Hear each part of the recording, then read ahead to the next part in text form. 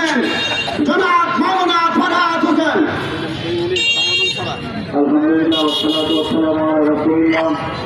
সম্মানিত নেতৃবৃন্দ, সম্মানিত উপস্থিতি, আমরা বলতে চাই আজকের এই সমাবেশ থেকে এই সরকার বিগত 1 সাল থেকে 6 সাল পর্যন্ত বাংলাদেশকে যেরকম একটা দুর্নীতির শীর্ষ অবস্থান করেছিল, বাংলাদেশকে আবার সেই জায়গায় নিয়ে যেতে চায়। কিন্তু আমরা বলতে চাই 24 আগস্টের 5 তারিখের বিপ্লবে এই জনগণদের রক্ত দিয়েছে, তারা বাংলাদেশের পরিবর্তন চেয়েছিল। এই পুরাতন লুটেরাদের বাংলাদেশের মানুষ আর দেখতে চায় না।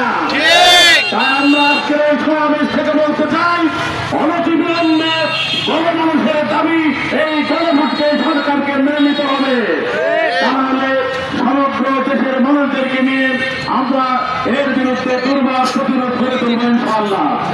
তবে সময় থাকতে সরকারের সৌমত্বের উদয় হোক এই আশাবাদ ব্যক্ত করে আমি আমার বক্তব্য শেষ করছি। সবাইকে ধন্যবাদ। আসসালামু আলাইকুম।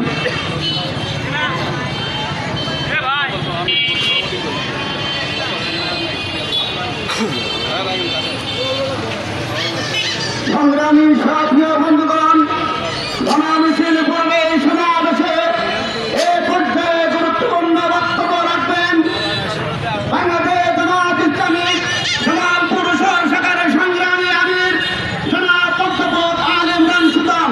জনাব অধ্যাপক আল ইমরান সুলতান। আউযু বিল্লাহি মিনাশ শাইতানির রাজীম। বিসমিল্লাহির রহমানির রহিম।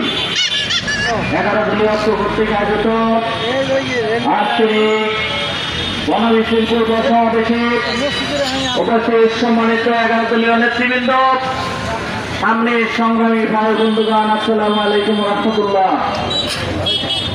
আপনারা ইতিমধ্যেই লক্ষ্য করেছেন, এই সরকার প্রথমে গণভোটের পক্ষে অবস্থান গ্রহণ করে ক্ষমতায় এসে তারা মানুষের এই গণরাজনীতি অগ্রাহ্য করা শুরু করেছে।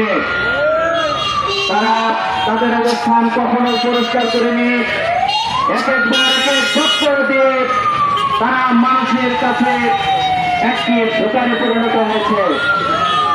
সর্বশেষ গত 2 দিন আগে আমাদের স্বরাষ্ট্রমন্ত্রী মহোদয় সংসদে বক্তব্য রেখেছেন, তারা শুধু ক্ষমতায় যাওয়ার জন্য এই গণভোটের পক্ষে ছিলেন।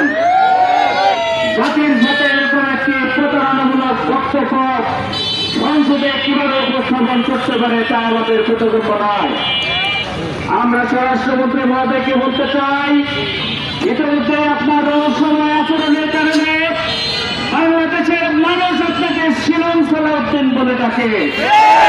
আপনি যেভাবে বক্তব্য দিয়ে যাচ্ছেন, আগামী দিনে আর একটি নতুন ওবায়দুল কাদের কাওয়া কাদের হওয়ার চেষ্টা করছেন। আমরা জনগণের পক্ষ থেকে আপনাদেরকে এই বার্তা দিতে চাই, অবিলম্বে এই গণভোটকে, এই গণরায়কে বাস্তবায়ন করে জনগণের সরকার প্রতিষ্ঠা করুন। নচেত আজকে বাংলাদেশের যে টালমাটাল অবস্থা, বাংলাদেশের মানুষ ঠান্ডা আছে, বিদ্যুৎ পাচ্ছে না, পাম্প আছে, তেল নেই, গাড়ির লাইন শেষ হচ্ছে না, দ্রব্যমূল্যের ঊর্ধ্বগতি দিয়ে মানুষকে যেভাবে না বিশ্বাস করে তুলছেন, আগামী দিনে তীব্র আন্দোলন করে আপনাদেরকে পতন ঘটানো হবে।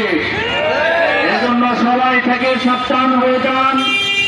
আমরা মনে করেছিলাম এই সরকার গঠনমূলক উদ্যোগ গ্রহণ করে বাংলাদেশের মানুষকে একটি সঠিক নির্দেশনা দেবে, কিন্তু আমরা দূরের উদ্বেগের সাথে লক্ষ্য করছি 2001 থেকে 6 সাল পর্যন্ত জঙ্গি নাটক সাজিয়ে আলেমদেরকে যেভাবে নাজেহাল এবং নৃশংসভাবে তাদেরকে প্রতিহত করার চেষ্টা করেছেন, আজকে আমরা দেখছি তারা আবার জঙ্গি নাটক খেলা শুরু করেছেন।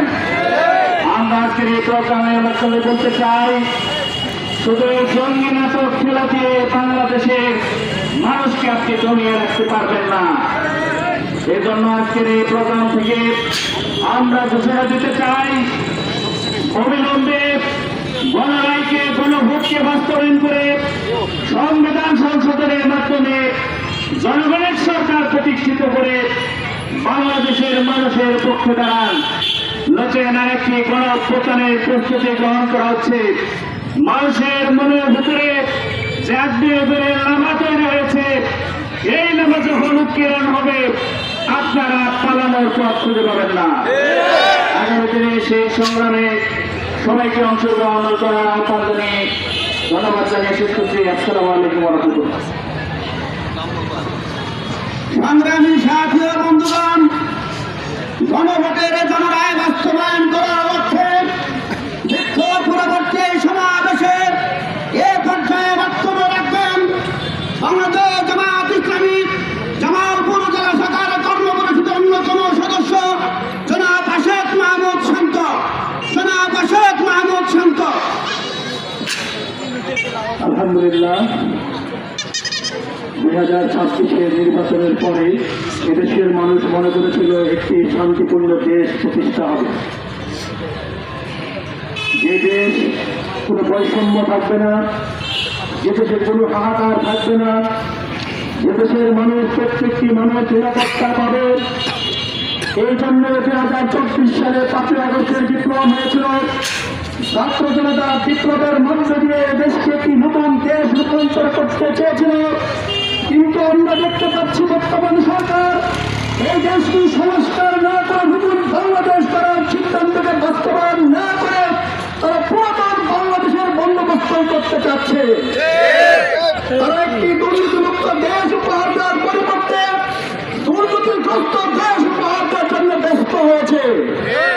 তারা আগের মতোই বিদ্যুতের লোডশেডিং, তেলের হাহাকার, দ্রব্যমূল্য উচ্চগতি, জনগণের নিরাপত্তা বিকৃত করার জন্য সকল আয়োজন তারা করে যাচ্ছে। এদেশের মানুষ 2024 সালে রক্ত দিয়েছিল সুন্দর রাষ্ট্র গঠনের জন্য, কিন্তু সরকার দেখতে পাচ্ছি তারা সংবিধানের দোহাই দিয়ে সেই পুরাতন কারখানায় বন্দী করে রাখতে চাচ্ছে। আমরা বলতে চাই যে দেশ উপহার দেওয়ার জন্য দেশের মানুষ 24-এ রক্ত দিয়েছিল। যদি এই গণ রায়কে বাস্তবায়ন করতে ব্যর্থ হন, তাহলে এদেশের মানুষ আপনাদের ব্যর্থ রাষ্ট্রে পরিবর্তন করতে ব্যস্ত হবে। আমরা বলতে চাই এদেশের মানুষ যে রায় দিয়েছে সেই রায়কে মেনে